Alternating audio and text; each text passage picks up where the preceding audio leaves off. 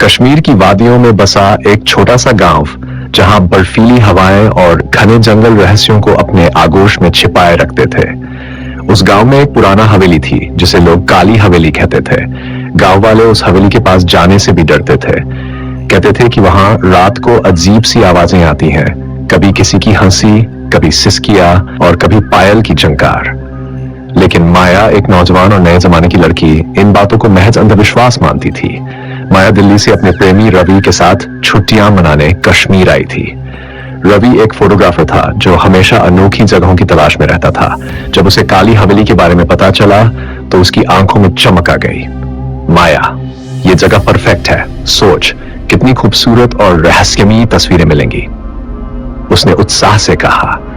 माया ने हंसते हुए कहा, तुम और तुम्हारा रोमांच, ठीक है चलो, लेकिन रात को नहीं रुकेंगे। उस रात जब चांद अपनी पूरी शोभा में था, माया और रवि ने हवेली की ओर कदम बढ़ाए। हवेली का दरवाजा पुराना और जर्जर था जो हल्की सी धक्के से खुल गया। अंदर का माहौल ठंडा और भारी था, जैसे समय यहां रुक गया हो। दीवारों पर पुरानी पेंटिंग्स लटकी थी जिनमें एक खूबसूरत औरत की तस्वीर सबसे अलग थी। उसकी आंखें इतनी जीवंत थी कि माया को लगा जैसे वो उसे देख रही हो। कितनी खूबसूरत है ये, माया ने कहा तस्वीर को छूते हुए। हाँ, लेकिन कुछ अजीब है, रवि ने जवाब दिया अपनी कैमरा सेट करते हुए। जैसे ही रवि ने तस्वीर खींची, हवेली में एक ठंडी हवा का झोंका आया। माया ने चौंक कर रवि का हाथ पकड़ लिया। ये क्या था, उसने डरते हुए पूछा। शायद हवा, रवि ने हंसकर बात टाल दी, लेकिन उसकी आवाज में हल्का सा डर था। दोनों ने हवेली का एक कमरा खोजा जहां एक पुराना दर्पण रखा था। दर्पण के सामने एक लाल रंग की साड़ी पड़ी थी जो बिल्कुल वैसी थी जैसी तस्वीर वाली औरत ने पहनी थी। माया को वो साड़ी इतनी पसंद आई कि उसने उसे उठाकर पहन लिया। मैं कैसी लग रही हूं, उसने हंसते हुए रवि से पूछा। रवि ने उसे देखा और उसका चेहरा पीला पड़ गया। माया, ये साड़ी उतार दो, मुझे अच्छा नहीं लग रहा। अरे इतना डर क्यों रहे हो, माया ने हंसकर कहा। लेकिन तभी दर्पण में उसने कुछ देखा। उसकी परछाई में वो औरत खड़ी थी जिसकी तस्वीर दीवार पर थी।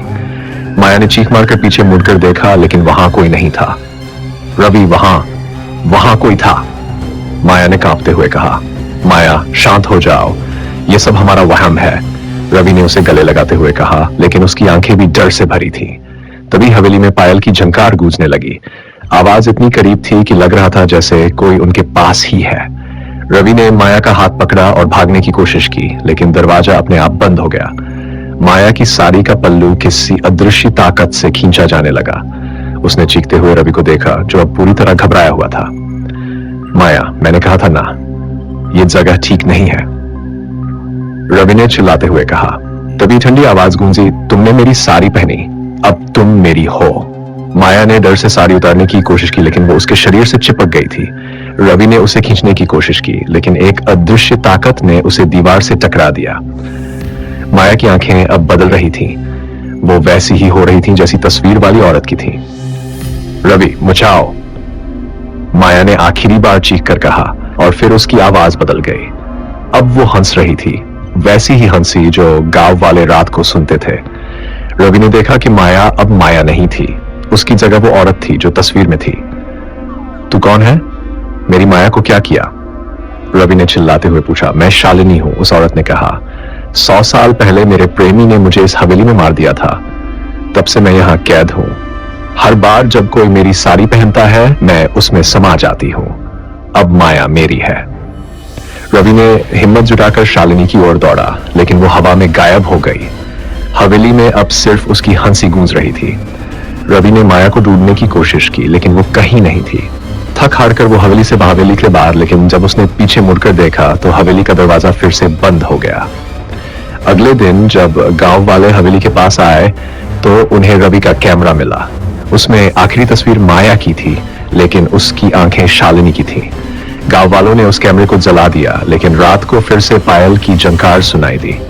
ट्विस्ट, कुछ दिन बाद रवि दिल्ली लौट आया। वो पूरी तरह टूट चुका था।